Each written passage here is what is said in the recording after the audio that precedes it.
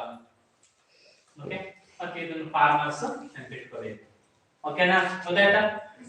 ನಾವು ಏನ್ ಚೇಂಜ್ ಮಾಡ್ಕೊಳ್ಳೋಕೆ ಹೇಳ್ಬೋದು ಸರ್ ಅಂತಂದ್ರೆ ನೆನಪಿಟ್ಕೊಳ್ಳಿ, ಇಲ್ಲಿ ಏರಿಯಾ ಸೆಕ್ಟಾರ್ ಕೊಡ್ತಾನೆ ಅನ್ಕೊಳ್ಳಿ, ಏರಿಯಾ ಸೆಕ್ಟಾರ್ ಕೊಡ್ತಾನೆ, ರೇಡಿಯಸ್ ಕೊಡ್ತಾನೆ, ಥೀಟಾ ಕ್ಯಾಲ್ಕುಲೇಟ್ ಮಾಡಬೇಕು ಫಸ್ಟ್.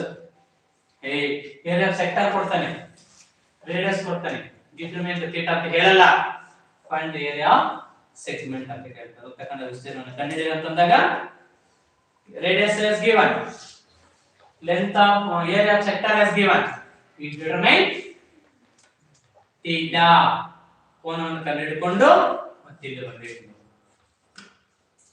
ಇಲ್ಲ ಏರಿಯಾ ಆಫ್ ಸೆಕ್ಟರ್ ಡೈರೆಕ್ಟ್ ಕೊಟ್ಟಿದ್ನಾ, ರೇಡಿಯಸ್ ಕೊಟ್ಟಿರಲ್ಲ, ರೇಡಿಯಸ್ ಫೈಂಡ್ ಔಟ್ ಮಾಡ್ಕೊಂಡು ಮತ್ತೆ ಇಲ್ಲಿ ಬರಬೇಕು. ಇಷ್ಟು ರೇಡಿಯಸ್. ಓಕೆನಾ?